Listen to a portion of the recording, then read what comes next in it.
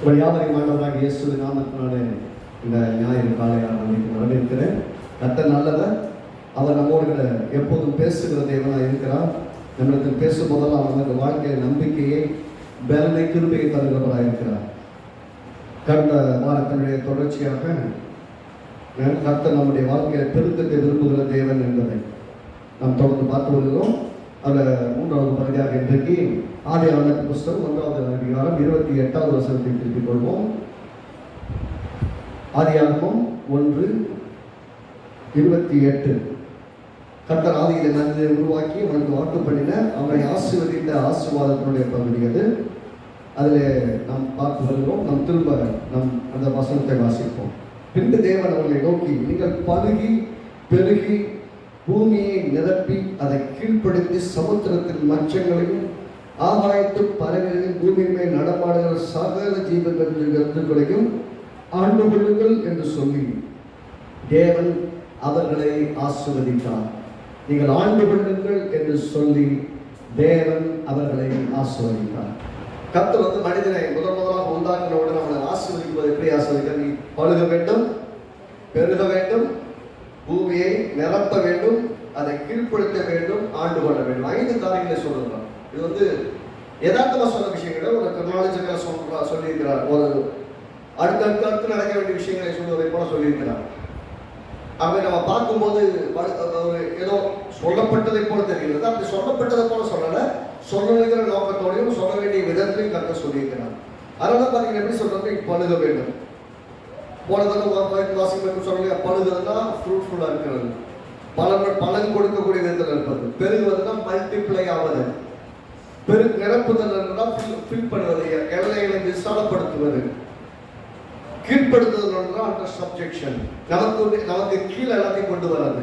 அடுத்தது ஆளுகை செய்வது, அதாவது Dominion over and everything. Dominion over எல்லாவற்றுக்கும் மேல இருந்து ஆளுகை செய்கிறது என்பதை குறித்து பேசுகிறது. அப்படின்னா போன வாரம் சொல்லும்போது சொன்னேன், பழுக வேண்டும் என்று சொன்னால் விதைக்க. போன வாரத்தில் விதை பற்றி தான் பேசணும். பழுகணும்னு சொன்னாலே முதல்ல விதையிலிருந்து ஆரம்பிக்கணும். விதை வேணும். விதை இல்லாமல் எப்படி பெருக்கும்? ஏதாவது ஒன்று ஆரம்பிக்கணும். கையில விதை தானியம் இல்லாவிட்டால் விதைக்க முடியாது, விதைக்காவிட்டால் அறுக்க முடியாது, அறுவடைக்கை பார்க்கவே முடியாது. அப்ப விதைக்கிறதுக்கு அடிப்படையில் விதை வேண்டும். அப்படின்னா விதைக்கிறதுக்கு கையில ஒண்ணுமே இல்லை அப்படின்னா நான் சொன்னேன், கர்த்தருடைய வார்த்தையை விதைக்க ஆரம்பியுங்கள். ஒன்றுமே இல்லாதவைகளை தேவன் இல்லாதவைகளை இருக்கவைகளை போல அழைத்து உருவாக்கி இருக்கிறார். ஆகவே தேவன் இல்லாதவைகளை இருக்கவைகளை போல அழைக்கிறவராக இருக்கிறபடியால், அவர் வார்த்தையை கொண்டு எல்லாவற்றையும் சிருஷ்டித்தவராக இருக்கிறபடியால், உங்களையும் என்னையும் அவருடைய சாயலில் அவருடைய ரூபத்தில் உருவாக்கி இருக்கிறபடியால் நாமும் சொல்லி உருவாக்க வேண்டிய மக்களாக இருக்கிறோம். வார்த்தைகளை கொண்டு இல்லாதவைகளை இருக்கவைகளை போல அழைக்க வேண்டியவர்களாக இருக்கிறோம். ஆகவே வார்த்தையை கொண்டு எதையும் உருவாக்கலாம். நெகட்டிவா பேசுனா நெகட்டிவா உருவாகும், பாசிட்டிவா பேசுனா பாசிட்டிவா உருவாகும். பாசிட்டிவா நெகட்டிவா நன்மையை பேசினால் நன்மை, ஜீவனை பேசினால் ஜீவன், ஆசீர்வாதத்தை பேசினால் ஆசீர்வாதம், தீமையை பேசினால் தீமை, சாபத்தை பேசினால் சாபம். ஆகவே எதை பேசுகிறோம் என்பது ரொம்ப ரொம்ப முக்கியம். பேசும்போது மிகுந்த ஜாக்கிரதையோடும் மிக தெளிவோடு நம்ம பேசணும். அதனால பேசும்போது வார்த்தை பேச கற்றுக்கொள்ளுங்கள். வார்த்தைனா வசனத்தை பேச கற்றுக்கொள்ளுங்கள். அப்படின்னா விதைய ஒண்ணுமே இல்லை, கையில காசே இல்லைன்னா கூட வாழ்க்கை வெற்றியா நடத்தலாம், வெற்றியா போகலாம். எப்படி ஆரம்பிக்கணும்? வார்த்தையோடு ஆரம்பிக்க வேண்டும். வார்த்தையோடு ஆரம்பித்தால் வாழ்க்கை நன்றாக இருக்கும். அப்ப வார்த்தை இல்லாத வாழ்க்கை வெற்றியான வாழ்க்கையா இருக்க முடியாது, வெற்றியை நடத்தவும் முடியாது. ஆகவே பழுகுவதற்கு முதலாவது வார்த்தை வேண்டும், அதாவது விதை வேண்டும். சீடு வேண்டும். சீடுனா விதை. விதை என்னது? பணமா இருக்கலாம், திறமை, உங்களுடைய வாழ்க்கையில் இருக்கிற பொருளாதாரமா இருக்கலாம். எதையாவது கொண்டு விதைத்து நீங்கள் ஆரம்பிக்க வேண்டும். விதைச்சுதான் ஆரம்பிக்கணும். விதைத்தால் தான் வெற்றிகரமாய் நடத்த முடியும், வெற்றிகரமாய் முன்னேற முடியும். விதைக்க தெரியாதவர்களுக்கு அறுக்கவும் தெரியாதுன்னு இருக்கும். 2வது காரியத்தை பார்க்க போறோம் இந்த வாரத்தில், பெருகுவது. பெருகுவதுன்னு சொன்னா பெருகிறதுக்கு என்ன வேணும்னா விதை இருக்கும். ஆனா விதை இருக்குன்னா பணம் இருக்கும், எல்லாம் இருக்கும், ஆனா திறமை இருக்காது. சில பார்த்தீங்கன்னா நல்லா எல்லா பணம் நிறைய காசு பண்ண நிறைய வச்சுருவாங்க, ஆனா எதையும் சக்சஸ்ஃபுல்லா செய்ய தெரியாது. எதையும் சக்சஸ்ஃபுல்லா செய்ய தெரியாது, எப்படி செய்யணும்னு தெரியாது, திறமை இருக்காது. அந்த மாதிரிலாம் பிரச்சனை இருக்கும். சிலருக்கு வந்து பார்த்தீங்கன்னா கர்த்தருடைய வார்த்தை விசுவாசிப்பாங்க, விசுவாச வார்த்தைகளை பேசுவாங்க. ஆனா அந்த வார்த்தைகளை வாழ்க்கையில எப்படி கொண்டு வருவதுங்கிற கொடுத்ததான திறமை இருக்காது. ஏதோ பேசணும் இருக்கா பேசுறது, ஏதோ சொல்றது இருக்கா சொல்றது, அவனுடைய ரிசல்ட் எப்படி வரும்னு பத்தி நம்பிக்கை இல்லாம பேசுறது. அதுல என்ன நடக்குதுன்னு சொன்னா அவங்க எதிர்பார்க்கிற விதத்துல ஒரு பெருக்கத்தை கொடுக்க முடியாமல் போய்விடும். அப்படின்னா முதல்ல பழுக வேண்டும் என்று சொன்னால் விதை வேண்டும், பெருக வேண்டும் என்று சொன்னால் திறமை வேண்டும். You need a talent or ability to multiply it. அப்படி என்ன வேணும் உங்களுக்கு? திறமை என்ன? முதல் திறமை விசுவாசம் என்கிற திறமை. நம்பவே முடியாததை கர்த்தரால் செய்ய முடியும், நாம நினைக்கிறதுக்கு மேல கர்த்தரால் செய்ய முடியும். ஆகவே பாருங்க, இன்னைக்கு ஒரு ரெண்டு பேரபிள்ல, ரெண்டு பைபிள்ல சொல்லப்பட்ட சில சம்பவங்கள் எடுத்து பேச போறோம். மத்தேயு 14வது அதிகாரம், மத்தேயு 14, எல்லாரும் எடுத்துக்கொள்வோம். மத்தேயு 14வது அதிகாரம் 15லிருந்து 21 வரைக்கும் நான் வாசிக்கிறேன். மத்தேயு 14:15. இயேசு வந்து திரளான ஜனங்களை கண்டு அவர்களை மனதுருகி அவர்களின் வியாதியஸ்தர்களாய் இருந்தவர்களை சொஸ்தமாக்கினார். சாயங்காலமான அவருடைய சீசர்கள் அவரிடத்தில் வந்து, இது வனாந்தரமான இடம், நேரமும் ஆயிற்று. ஜனங்களும் கிராமங்களுக்கு போய் தங்களுக்கு போதன பதார்த்தங்களை கொள்ளும்படி அவளை அனுப்பிவிட வேண்டும் என்றார்கள். இயேசு அவர்களை நோக்கி, அவர்கள் போக வேண்டியதில்லை, நீங்களே அவர்களுக்கு போஜனம் கொடுங்கள், நீங்களே அவர்களுக்கு போஜனம் கொடுங்கள், நீங்களே அவர்களுக்கு போஜனம் கொடுங்கள் என்றார். அதற்கு அவர்கள், இயேசு எங்களிடத்தில் 5 அப்பமும் 2 மீன்களும் இல்லாமல் வேறொன்றும் இல்லை என்றார்கள். அவைகளை என்னிடத்தில் கொண்டு வாருங்கள் என்றார். அப்பொழுது அவர் ஜனங்களை புள்ளியில் தங்கியிருக்க கேட்டு அந்த 5 அப்பங்களையும் அந்த 2 மீன்களையும் எடுத்து வானத்தை அண்ணாந்து பார்த்து ஆசீர்வதித்து அப்பத்தை பிட்டு சீசர்களுக்கு கொடுத்தார். சீசர்கள் ஜனங்களுக்கு கொடுத்தார்கள். எல்லாரும் சாப்பிட்டு திருப்தி அடைந்தார்கள். மீதியான துணிக்கைகளை 12 கூடைகளை எடுத்தார்கள். ஸ்திரீகளும் பிள்ளைகளும் தவிர சாப்பிட்ட புருஷர் ஏறக்குரிய 5000 பேராக இருந்தார்கள். இந்த கதை வந்து நமக்கு தெரிஞ்ச கதை. தெரிஞ்ச கதையில தெரியாத டாபிக்க பேசுவோம். இந்த கதையில பாத்தீங்கன்னா இது வந்து ஒரு நடந்த சம்பவம். இயேசு கிறிஸ்து ஊழியம் செய்யும் போது எல்லாம் வந்து ஆர்வமா வார்த்தையை கேட்டாங்க. பசி இருக்குதுன்னு தெரியல. நமக்கு பாத்தீங்கன்னா எப்ப பசி எடுக்க, எப்ப குடிப்பாங்க, எப்ப சாப்பிடலாங்கிற மைண்ட் செட்டோட உட்காந்துருப்போம் சமயம். ஆனா இயேசு கிறிஸ்துவோட வார்த்தை கேட்க வரும்போது அவங்களுக்கு என்னதான் வேணும்னா வார்த்தையின் கவனமா இருந்தார்கள். ஏனென்றால் அவங்களுக்கு எங்க எது வேணும்? அவர் வாழ்க்கையில் பெருக வேண்டும் என்றால் விதை வேண்டும். அது நல்லா தெரிஞ்சிருக்கு. அவர்கள் பழுகணும்னா விதை வேணும். அதனால விதையை பெற்றுக் கொண்டார்கள். விதை வாங்கிட்டு இருந்தாங்க. இடம் இப்படி இல்லை, இடம் சரியில்லை. நல்லா கவனிக்கணும். என்னுடைய கதையை சொல்லாம கதைக்கு பின்னணியே சொல்றேன். அவங்க இருக்கிற இடம் சரியில்லாத இடம். நேரம் லேட் ஆகி போச்சு. கடைக்கு போனாலும் எல்லாம் கடை அடைச்சிருப்பாங்க. கடையில் வாங்கக்கூடிய நேரமும் கிடையாது. கையில பணமும் இல்லை. இவ்வளவு பேருக்கு வாங்குறவங்க கையில காசும் இல்லை. இருந்தாலும் பொருள் வந்து கிடைக்காது. இருந்தாலும் பொருள் வாங்க முடியாது. கடையில் வச்சிருவாங்க. கடை இவ்வளவு பெரிய ஆளுங்களுக்கு வாங்குறதுக்கு, கூட்டத்துக்கு வாங்குறதுக்கு, 5000 சென்ற ஆளுங்களுக்கு வாங்குறதுக்கு முடியல. அப்படியே வாங்கினாலும் இவ்வளவு பேருக்கு கொடுக்க முடியாது. எல்லாம் ஒரே இடத்துல எப்படி திடீர்னு கிடைக்கும்? இந்த கொரோனா சமயத்தில் பார்த்தீங்கன்னா உங்களுக்கு தெரிஞ்சிருக்கும்.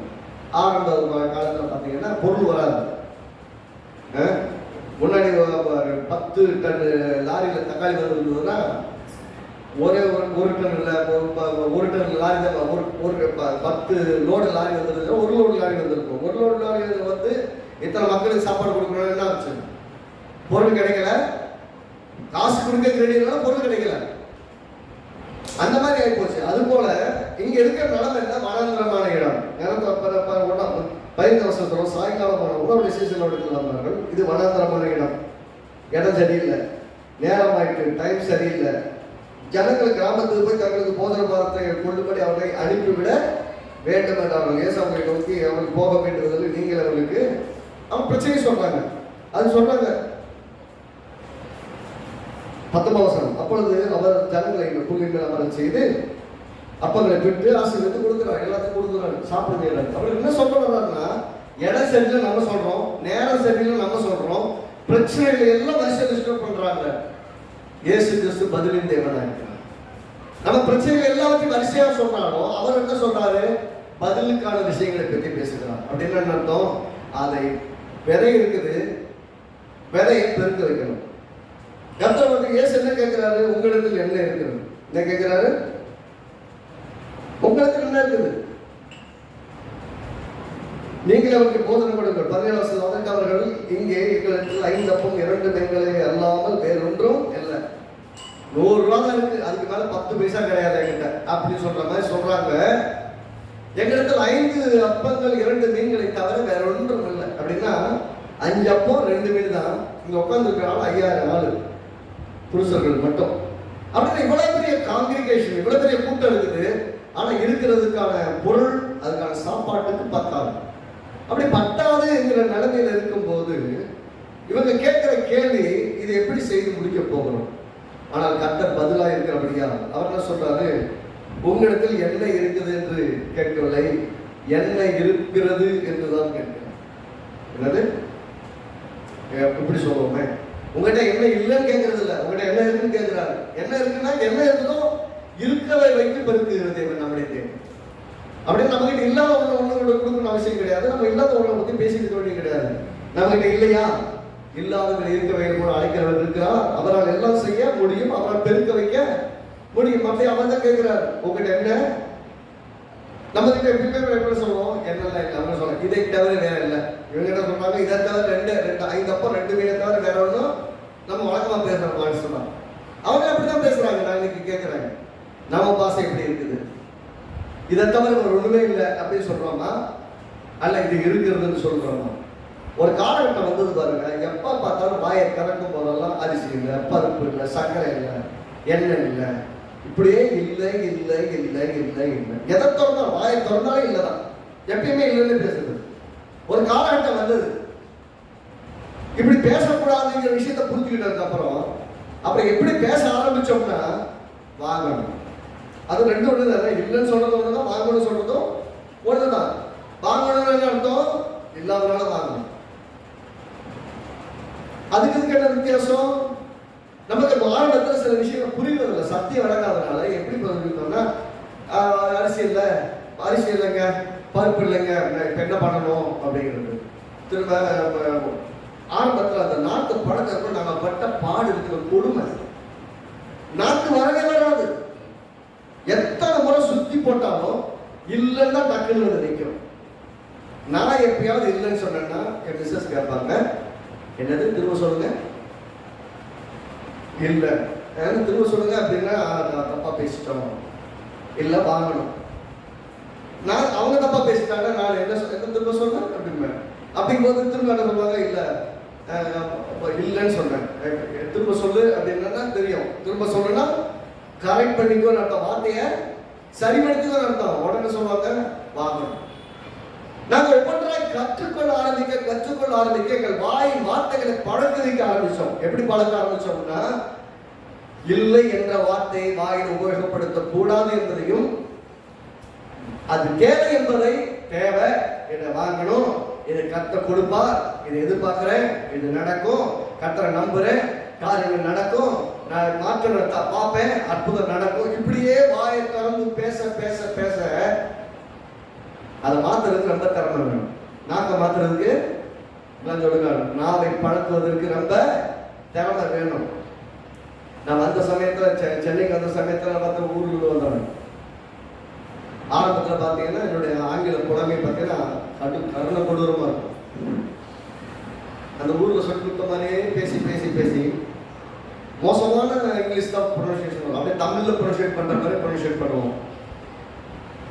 அப்படி ப்ரொனன்சியேட் பண்ணும்போது எப்படி இருக்குன்னு சொன்னா கேட்கவே நல்லா இருக்காது, கேட்கவே நல்லா இருக்காது. தப்பா அர்த்தம் கொள்ளக்கூடிய விதத்தை சொல்லுவோம். இது நிறைய பேர் சரி பண்ண முயற்சி பண்ணி வரவே இல்லை. அப்ப அந்த லகரம் இருக்கு இல்லையா, பழம், அந்த வரவே வராது, இந்த லகரமும் வரவே வராது. ஐயோ, அந்த நாக்கு பழக்கக்குள்ள பட்ட பாடு. அப்படின்னு என்ன அர்த்தம்னா, ஒன்றை நீங்கள் செய்து உங்கள் நாவை, உங்கள் எண்ணத்தை, மனதை பயிற்றுவித்து வார்த்தையோடு கூட உங்கள் வாயின் வார்த்தைகள் எண்ணங்கள் இணைய வேண்டும் என்று சொன்னால் அதுக்கு திறமை தேவை. எல்லாம் சொல்லுங்க, திறமை தேவை. திறமை வேணும். திறமை இருந்தா தான் அந்த வார்த்தையை தேவனுடைய வார்த்தையோடு சிங்க் ஆகிற அளவுக்கு அதை தொடர்ந்து பேச மாற்ற. கர்த்தர் எப்படி பேசணும் அப்படி பேசணும். கர்த்தர் பேசுற மாதிரி பேசுறேன்னா நீங்க பேசுற வார்த்தை உங்க வார்த்தையா இருக்கும், கர்த்தருடைய வார்த்தையா. அது கர்த்தருடைய வார்த்தையா இல்லாத வரைக்கும் அந்த வார்த்தைக்கு அற்புதத்தை நடத்தக்கூடிய வல்லமையே கிடையாது. எப்ப கர்த்தர் பேசுற மாதிரி நீங்க பேசுறீங்களோ அப்பதான் அற்புதம் நடக்கும். ஏனென்றால் அந்த வார்த்தையிலே தேவனுடைய வல்லமை இருக்கிறது. அந்த வல்லமைக்கு உயிர் கொடுக்கிறவர்களே உங்கள் வாய் வார்த்தையின் சத்தம் தான். அது வார்த்தை சரியா இல்லைன்னா ஒன்றும் பெருசா நடக்காது. இயேசு சொன்னாரு, உங்களிடத்துல எண்ணெய் இல்லை அப்படிங்கிறதெல்லாம் கேட்கல. ஏன்னா என்னப்பா உங்கள்கிட்ட என்னெல்லாம்ப்பா இல்லைன்னு அவர் கேட்கல. உட்காருங்க சாப்பாடை கொடுங்க. அவர் ஸ்ட்ரெயிட்டா ரிசல்ட்டுக்கு வந்துடுறாரு. இவங்க என்ன சொல்றாங்க, என்கிட்ட ஒண்ணுமே இல்லாண்டவர் 5 அப்பம் 2 மீனை தவிர வேற ஒன்றுமே கிடைத்தவில்லை. 10 ரூபாய் தவிர என்கிட்ட வேற ஒண்ணும் இல்லை. ஒரே ஒரு ஆளாக அரிசி இருக்கு, இன்னைக்கு ஒரு நேரத்துக்கு தான் சாப்பாடு இருக்கு, வேற ஒண்ணுமே இல்லை. நம்ம ரிசல்ட் எல்லாம் எப்ப கேட்டீங்கன்னா ஒண்ணுமே இல்லை, ஒண்ணுமே இல்லை, ஒண்ணுமே இல்லை. அவர் என்ன சொல்றாரு, ஒண்ணுமே இல்லாதிருந்தாலும் இல்லாத வேலை இருக்க வரைய போல அழைக்கிறவர் அதை எல்லாவற்றையும் உருவாக்க வேண்டும். கையில் கொஞ்சம் தான் இருக்குது என்று புலம்பக்கூடாது. தேவனை துதிக்க வேண்டும். பெரிய தேவைகளாக இருக்கும் போது கூட கொஞ்சம் தான் இருக்கு கையில், ஆனா பெரிய தேவை. அந்த கொஞ்சம் தேவை மத்திய ஆண்டவர் அட்லீஸ்ட் ஏதாவது இருக்கு. ஒரு பெரிய அற்புதத்தை எதிர்பார்க்க இந்த கொஞ்சத்தை பெருக்க வல்லவர். இன்னைக்கு 5 அப்பம் 2 மீன்கள் எடுத்து 5000 பேருக்கு போசிட்டு அதே தேவன் தான் என் தேவன். உம்மால் எனக்கு அற்புதம் செய்ய முடியும், உம்மாலே பெரிய மாற்றங்களை கொண்டு வர முடியும், நான் அதை விசுவாசிக்கிறேன். அற்புதம் நடக்கட்டும் தேவன் என்று நீங்க சொன்னீங்கன்னா கர்த்தர் உங்களுக்காக எல்லாத்தையும் செய்து முடியும். நடக்கும். பொருளாதார அற்புதங்கள் நடக்கும்.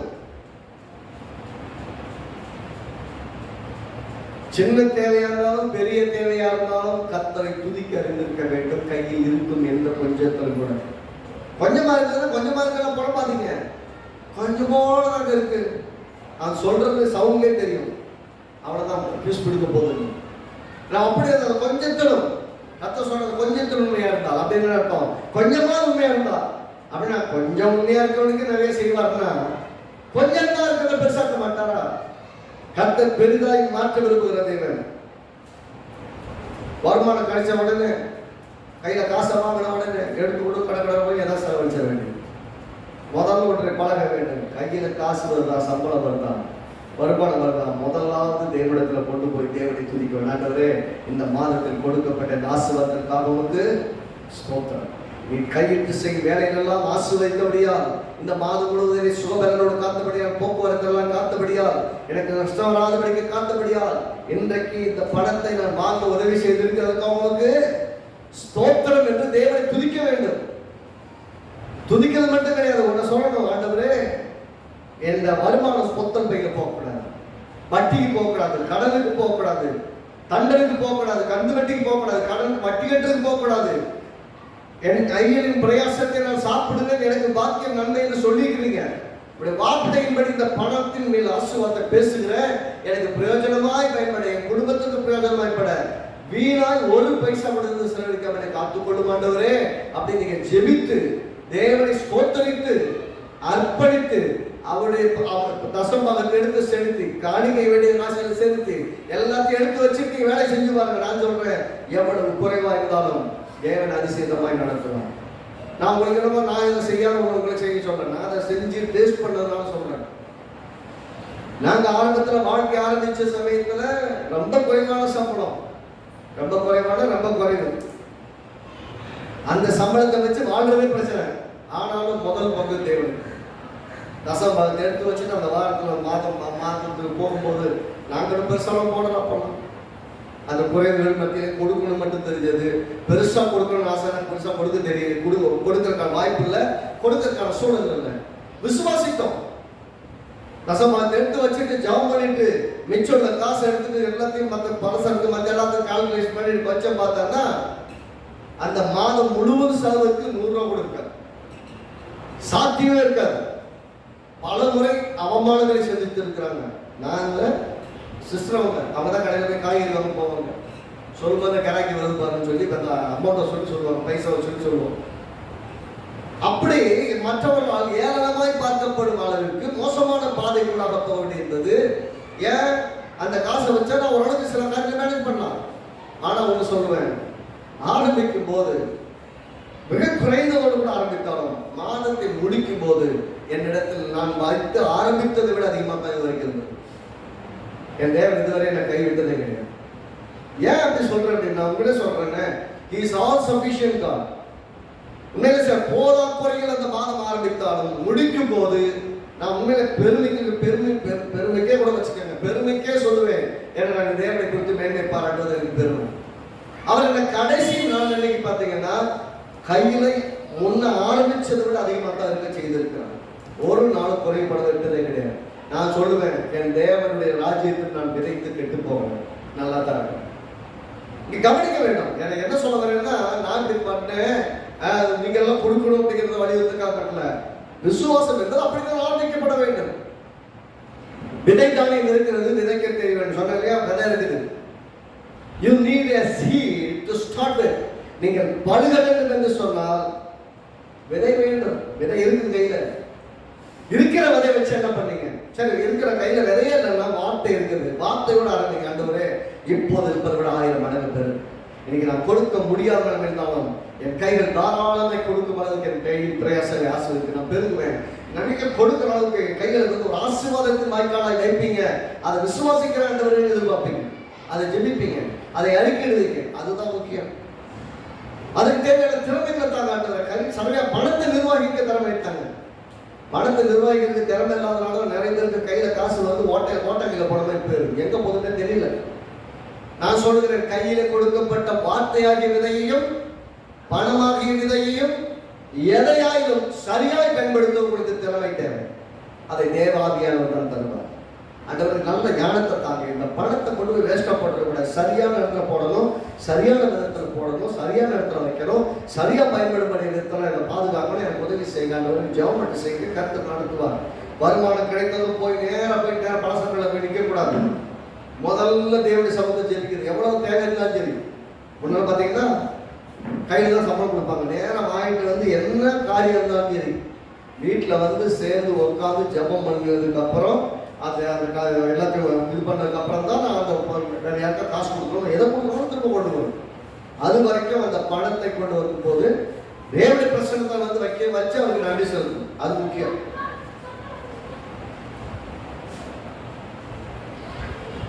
அப்படின்னா நம்ம கையில் இருக்க அந்த பணத்தை வாயை திறந்து ஆசீர்வதிக்க வேண்டும். எல்லாம் சொல்லுங்க, வாயை திறந்து ஆசீர்வதிக்கணும், பணத்தை ஆசீர்வதிக்கணும், வார்த்தை ஆசீர்வதிக்கணும். வார்த்தைக்காக ஸ்தோத்திரம். 5 அப்பம் 2 மீனை பெருக்கி 5000 பேருக்கு போஷித்து மீதி எடுக்க செய்த தேவன் நீர். என்னுடைய வாழ்க்கையிலும் 5 அப்பம் 2 மீனை போல என் வாழ்க்கையில் இருக்கிற எல்லா குறையும் பகுதியும் நிறைவாக்கி பெரிய பெருக்கத்தை தருவீர் என்று நான் விசுவாசிக்கிறேன்.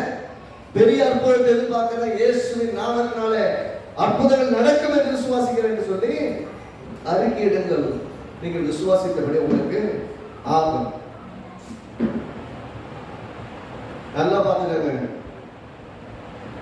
மாசத்துல சம்பளமும் பென்ஷனும் ஒரு முறை தான் வரும்.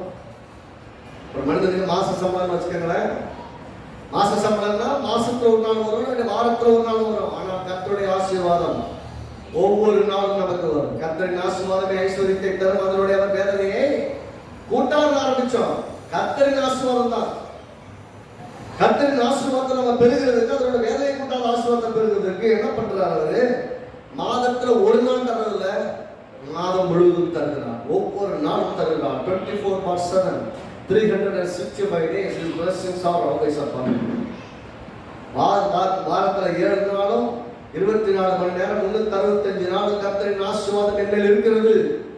நான் ஆசீர்வாதமா இருப்பேன். இன்னொரு உதாரணத்தை பார்ப்போம். 2 ராஜாக்களின் புஸ்தகம்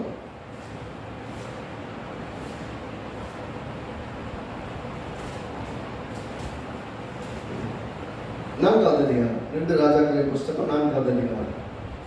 எல்லா வேகமாக எடுத்துக்கொள்ளுங்க. ஒரு பகுதியை பார்த்து நாம் நிறைவு செய்வோம். 2 ராஜாக்களின் புஸ்தகம் 4வது அதிகாரம் 1ஆம் வசனத்திலிருந்து, தீர்க்கதரிசிகளுடைய புத்திரர்கள் ஒருவனுக்கு மனைவியாயிருந்த ஒரு ஸ்திரீ எலிசாவை பார்த்து, உமது அடியானாகிய என் புருஷன் இறந்து போனான், உமது அடியான் கர்த்தருக்கு பயந்து நடந்தான் என்பதை அறிவி, கடன் கொடுத்தவன் இப்பொழுது என் 2 குமாரன் தனக்கு அடிமையாக்கிக் கொள்ள வந்தான் என்றான். எலிசா அவனை நோக்கி, நான் உனக்கு என்ன செய்ய வேண்டும்? வீட்டில் உன்னிடத்தில் என்ன இருக்கிறது என்று சொல் என்றான். அதற்கு அவள் ஒரு குடம் எண்ணெய் அல்லாமல் உமது அடியாருடைய வீட்டில் வேறு ஒன்றும் இல்லை என்றான். அப்பொழுது அவள், நீ போய் உன்னுடைய அயல் வீட்டார் எல்லா இடத்திலும் அநேகம் வெறும் பாத்திரங்களை கேட்டு வாங்கி உள்ளே போய் உன் பிள்ளைகளுடன் உள்ளே நின்று கதவை பூட்டி அந்த பாத்திரங்கள் எல்லாவற்றையும் பார்த்து நிறைந்ததை ஒரு பக்கத்தில் வைக்கின்றான். அவள் அவனிடத்தில் போய் தன் பிள்ளைகளுடன் கதவை பூட்டிக் கொண்டு இவர்கள் பாத்திரங்களை அவனிடத்தில் கொடுக்க அவன் அவைகளை பார்த்தான். அந்த பாத்திரங்கள் நிறைந்த பின் அவன் தன் மகன் ஒருவனை நோக்கி, இன்னும் ஒரு பாத்திரம் கொண்டு வா என்றான். அதற்கு அவன், வேறு பாத்திரம் இல்லை என்றான். அப்பொழுது எண்ணெய் நின்று போயிற்று. நல்லா பாருங்க, ஒரு அற்புதத்தை எலிசா செய்ய. அவருடைய பின்னணியை பார்த்தீங்கன்னா, நல்ல விசுவாசமா வாழ்ந்தவர் ஒருத்தர், அவர் இறந்துட்டாரு. கர்த்தர் பயன் நடந்த மனுஷன். ஆனா இப்ப நிலைமையிட்டு இருக்கு, நீதிமான சந்ததி அப்பத்துக்கு கையேந்தி நிற்கிற அளவுக்கு நிலைமையில் இருக்குது. தாவீது சொன்னது மாதிரிதான், நீதிமான சந்ததி அப்பத்துக்கு இறந்து நிற்கிறது நான் பார்த்ததே கிடையாது. கர்த்தர் கைவிடுங்க தேவையில்லை, கையில காசு இல்லைங்கிற மாதிரி நிற்கிறாங்க. அந்த பிள்ளைகளை கடன் கொடுக்கிறதுனால அடிமைகளாய் கொண்டு போகிறதுக்காக நிற்கிறாங்க. இப்ப அற்புதம் நடந்தாலுடைய இந்த பிள்ளைகளை காப்பாற்ற முடியாது. அந்த மாதிரி நடந்த இக்கட்டான நிலைமையில நிற்கிறாங்கன்னா, எலிசாவிடத்துல சொல்றாங்க, இந்த மாதிரி பிரச்சனை இருக்கு. அவர், நான் உனக்கு என்ன செய்யணும் எதிர்பார்க்கிறேன். சரி, உங்ககிட்ட என்ன இருக்கு, நல்ல கவனிங்க. நான் உனக்கு என்ன செய்ய வேண்டும் என்று எதிர்பார்க்கிறாய் என்ற எதிர்பார்ப்பு புரிகிறது என்று கேட்கிறார். ஆனால் அதே நேரத்தில் கூட இன்னொரு கேள்வி கேட்கிறேன், உங்ககிட்ட என்ன? எல்லாரும் கவனிக்கிறீங்களா? என்ன சொல்றாருன்னா, உனக்கு அற்புதம் செய்ய நான் ரெடியா இருக்கிறேன், ஆனா உங்ககிட்ட ஏதாவது இருக்கணும். உங்ககிட்ட என்ன இருக்குது அப்படின்னு என்ன அர்த்தம்? என்கிட்ட காசு பணம் நிறைய எப்பயும் வச்சிருக்கணுமா? எலியா சாய்பாபு ஒரு உதவி வீட்டுக்கு போனார். அந்த மாட்ட போகும்போது என்னது கடைசி என்ன இருந்தது? கொஞ்சம் மாவு இருக்கு, கொஞ்சம் என்ன இருக்கு, நானும் என் பிள்ளையை சாப்பிட போறோம். இந்த மாதிரி நிறைய ஸ்டோரி சொல்லலாம் வேதத்துல. அந்த கடைசி நிமிஷங்களில் நடந்த அற்புதங்களை நிறைய வேதத்துல பார்க்கலாம். ஆனா ஒரு சில செலக்டடா தான் சொல்றேன். இங்க கவனிங்க, அவர் கேட்கிறது, உனக்கு நான் என்ன செய்ய வேண்டும் என்று விரும்புறேன். கர்த்தர் இன்னைக்கு நம்மளை பார்த்து கேட்கிறது, உங்களுக்கு நான் என்ன செய்யணும்? சரி, உங்ககிட்ட என்ன இருக்கு? நம்ம பதில் அந்த சொன்னார் இல்லையா, பேர் சொன்னார்ல, 2 அப்பம் 2 வீடை தவிர நம்மகிட்ட எதுவுமே இல்லை. அதே மாதிரி இந்த அம்மா சொல்றது, எப்படி சொல்றாங்க இந்த அம்மாவும், நான் உனக்கு என்ன செய்ய வேண்டும், ஒரு குடம் எண்ணெய் அல்லாமல் உமது அடிகளுடைய வீட்டில் வேறு ஒன்றும் இல்லை. ஒண்ணுமே இல்லாட்ட நல்ல வழக்கமா ஈஸியா சொல்ற வார்த்தை. நம்ம நல்ல படிச்சு சொல்றாங்க, ஒரு குடம் எண்ணெயை தவிர ஒரு ஒண்ணும் இல்லையா. இந்த ஒரு குடம் எண்ணெய் வச்சு என்ன பண்றது? எப்படி வாழ போறேன்? எப்படி கடன் கிடைக்க போறேன்? எப்படி என் வாழ்க்கை குறைவு மாற போகுது? எப்படி அற்புதம் நடக்க போகுது? என் தேவைகள் எப்படி சந்திக்க போகுது? எப்படி நான் வாழ்க்கையை சந்திக்க போறேன்? தேவைகள் எப்படி சந்திக்க போகுதுன்னு நீங்க கேட்டுக்கிட்டீங்கன்னா, கர்த்தர் திறமையை தருவா. அது கர்த்தர் என்ன பண்ணுவாரு? பெருக செய்வார். பெருக சொன்னா திறமைன்னு சொன்னேன் கேட்டா, திறமையும் அதனுடைய அர்த்தம் தான். நல்ல கவனிங்க, சொன்ன உடனே என்ன சொல்றாரு? சரி, இப்போ எல்லா வீட்லயும் பக்கத்துல இருக்கலாம் பாத்திரத்தை வாங்க. பாத்திரத்தை வாங்கி எல்லா வீட்லயும் வாங்கின பாத்திரத்துல எண்ணெயை ஊற்றி வாத்துவீங்கன்னு சொல்றாங்க. நல்லா யோசிச்சு பாருங்க. நம்மவே கடன் வாங்கிட்டு கடங்காரன் பிள்ளைகளை தூக்கிட்டு போற அளவுக்கு இருக்கிறாங்க. பக்கத்து வீட்டுக்கு தெரியாதா? எல்லாருக்கும் தெரியும். நம்ம கடன் வாங்கிட்டு கொடுக்காம இருக்குது, பிள்ளைகளை தூக்கிட்டு போறான், பிள்ளைகளை தூக்கிட்டு போக வந்துருக்க வரைக்கும் தெரியும். அப்படிப்பட்ட ஆட்கள் யாராவது பக்கத்து வீட்டில் போய் உங்க வீட்டு பாத்திரத்தை கொடுக்கணும் தருவாங்கன்னா, நம்ம கொண்டு போனா பாத்திரத்தை அளவு வச்சுட்டு தராதுன்னு நினைப்பாங்க. இல்லை, இந்த பாத்திரம் அவங்களுக்கு திரும்பி வராதுன்னு நினைப்பாங்க. கொடுக்கணுமா வேணாம்னு யோசிப்பாங்க. அதான் இயல்பு. ஆனா இந்த அம்மா போய் கேட்கிறாங்க. கேட்ட எல்லா வீடுகளிலேயும் பாத்திரங்கள் கொடுக்குறாங்க. பசங்க போய் கேட்கிறாங்க, நம்ம போகிற வீடுகளா? பசங்கிட்ட போய் ஒவ்வொரு வீடா போய் பாத்திரம் வாங்கிட்டு வாங்கன்னு சொன்னாங்க. பாத்திரம் ஒவ்வொரு வீடா போய் கலெக்ட் பண்ணிட்டு வராங்க. அவர் சொன்னது என்னது? பாத்திரத்துல நிறைய நிறைய ஊற்றணும், ஊற்றி ஊற்றி ஓரணும். இந்த அம்மா எடுத்து ஊத்திக்கிட்டே இருக்கிறாங்க. ஊத்த ஊத்த ஊத்த ஊத்த குடம்புடமா நிறைஞ்சிக்கிட்டே இருக்கு. குடம்புட உள்ள நிறைஞ்சிக்கிட்டு இருக்கு. கடைசி பாத்திரம், அப்ப இன்னொரு பாத்திரம் வேண்டாம். பாத்திரம் இல்லம்மா. பாத்திரம் இல்லை என்று சொன்ன அடுத்த வினாடி என்ன பண்ணது?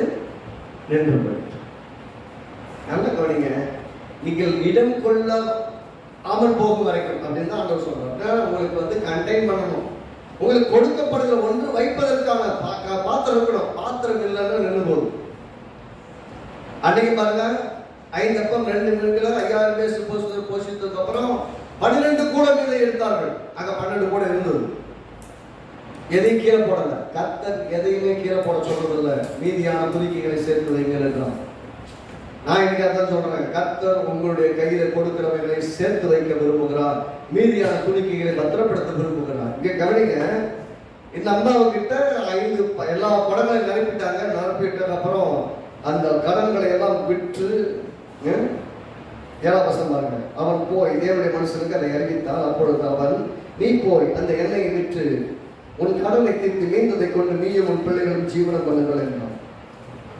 நல்லா பாருங்க, ஒரே நாள்ல என்ன நடந்தது? முந்தின நாள் நைட்டு பிள்ளைய தூக்குறேன்னு வந்துட்டாங்க. கடன் உச்சத்துல நிற்கிது. கடனாரியா இருந்த அம்மா அடுத்த நாள் பிசினஸ் என்ன பிசினஸ் பண்ணக்கூடிய அம்மாவும் மாறிட்டாங்க. கர்த்தர் இப்படி செய்வாரா? கண்டிப்பா செய்வார். எனக்கு செய்ய மாட்டாங்க. உங்கள் வாயின் வார்த்தை மட்டும் வெளியிருந்து ஆளை கூப்பிடுறாங்க, நீங்களே போகும். கர்த்தருக்கு என்ன சொல்றாருன்னா, எனக்கு நடக்காது நினைச்சா கண்டிப்பா நடக்கவே நடக்காது. நான் எழுதி தரேன். வேதமே அப்படித்தான் சொல்றேன். அவன் ஆசீர்வாதத்தை விரும்பாமல் போனால் அதை அவனை விட்டு தூரமா போகும். அப்படின்னு நினைத்தான். அவன் சாபத்தை விரும்பினாலும் அது அவனுக்கு வரும். அப்ப எதை விரும்புறீங்களோ அது வரும், எதை விரும்பலையோ அது வராது. அப்படின்னா ஆசீர்வாதத்தை விரும்புங்க. வேளாண் சொல்லுங்க, ஆசீர்வாதத்தை விரும்புங்க, அது உங்களை தேடி வரும். பாருங்க என்ன சொல்றாரு, நீ போய் வித்து நீ எல்லாம் காசு ஆக்கி கடன் அடைச்சிட்டு நீ வந்து வாழ்க்கை வாழ ஆரம்பின்னு சொல்றாரு. அதாவது வாழ்வாதாரத்தையும் கொடுக்கிறார், வாழ்க்கையை நெருக்கி கொண்டு சூழலை விடுதலையாக்குகிறார், கடன்களை எல்லாவற்றையும் வெளியாக்குகிறார். ஒரே நாளில் கர்த்தர் எல்லாவற்றிலும் அவர் வெளியிடுகிறார். அப்படின்னா என்ன அர்த்தம்? பெருக்கம். நான் சொல்றேன், உங்க வாழ்க்கையில நீங்கள் வைத்திருக்கிற காரியங்கள் பெருகும் போது பெரிய ஆசீர்வாதம், பெரிய நிறைவு, பெரிய அற்புதங்களை பார்க்க வேண்டும். அது பொருளாதார அற்புதங்களை நீங்கள் பார்க்க வேண்டும் என்று விரும்பினால் அந்த பொருளாதார அற்புதம் நினைச்சா நடக்கிற விஷயம்லாம் கிடையாது. It is about how much you believe. அந்த மனுஷன் சொல்லிட்டாரு, போய் எல்லா வீட்லயும் குடம் வாங்கிட்டு வந்து அதுக்கு அந்த குடத்தை வச்சு ஊத்துங்க. அந்த அம்மாவுக்கு தெரியாது, ஒரு குடத்தை எண்ணெய் ஊத்துனா ஒரு குடம் தான் வரணும். எத்தனை பேர் சொல்றீங்க? எல்லாருக்கும் தெரியும். ஒரு குடம் எண்ணெய் எடுத்து இன்னொரு பாத்திரத்தை ஊத்துனா ஒரு குடம் எண்ணெய் தான் வரும். ஆனா அந்த மனுஷன் சொல்றாரு, நீங்க எல்லாம் குடத்தை எடுத்து வாங்கி எண்ணெய் ஊத்துங்க. அந்த அம்மா விசுவாசத்தோட போய் சொன்ன வார்த்தைக்கு அப்படியே கீழ்படிச்சு குடங்களை வாங்கிட்டு வந்து ஊத்துது. விசுவாசத்தின் செயல் இல்லாமல் போனால் அற்புதம் நடக்காது. விசுவாசம் என்பது செயலோடு கூட இணைந்திருக்கிறது. நீங்க செய்ய ஆரம்பிக்கும் போது அற்புதம் நடக்கும். ஆகவே விசுவாசிப்பது முதல் பகுதி, செயல்படுவது இரண்டாவது பகுதி. விசுவாசம், கிரியை இல்லாத விசுவாசம் தன்னில் தானே செத்ததாயிருக்கிறது. If you are not believing, that is entirely different. If you are believing, then you have to act upon. If you are not ready to act, then you are hiding yourself or yours destroy your faith. ஒண்ணு உங்க விசுவாசத்தை ஒளிச்சு வச்சுக்கிறீங்க, இல்ல விசுவாசத்தை செயல்படுத்த மாட்டேங்கிறீங்க. அப்படி இல்லைன்னா விசுவாசத்தை ஒண்ணுமில்லாம ஆக்கிறீங்க.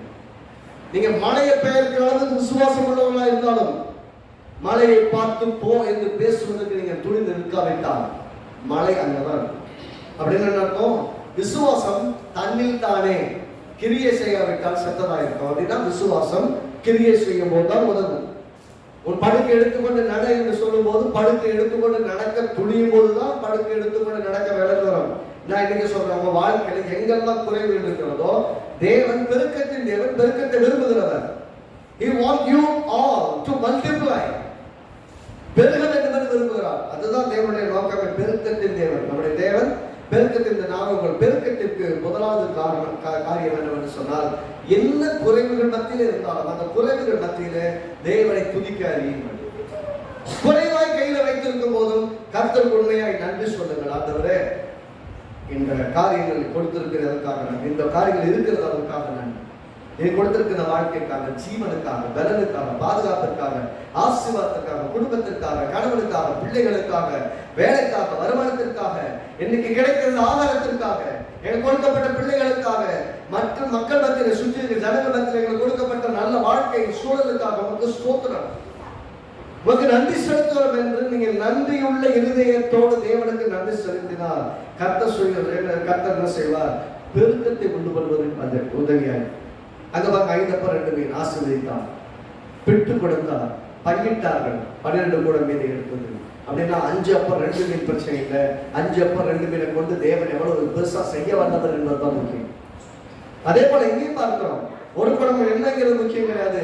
அந்த ஒரு குடம் எண்ணெயை பல குடம் எண்ணெய்களாக மாற்றக்கூடிய வல்லமை உங்கள் விசுவாசத்திற்கும் பெருக்கத்தின் தேவனுடைய வல்லமைக்கும் இருக்கிறது.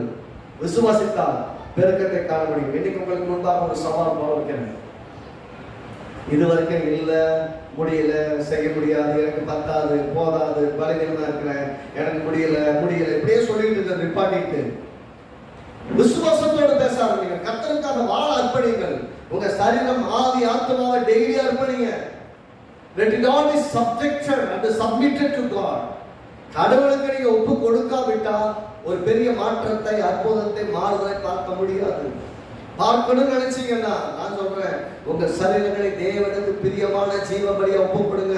பொருளாதாரத்தை ஒப்பு கொடுங்க, பிள்ளைங்க ஒப்பு கொடுங்க, பணத்தை ஒப்பு கொடுங்க, வருமானத்தை ஒப்பு கொடுங்க, எல்லாவற்றையும் ஒப்பு கொடுத்து பிரேயர் பண்ணுங்க.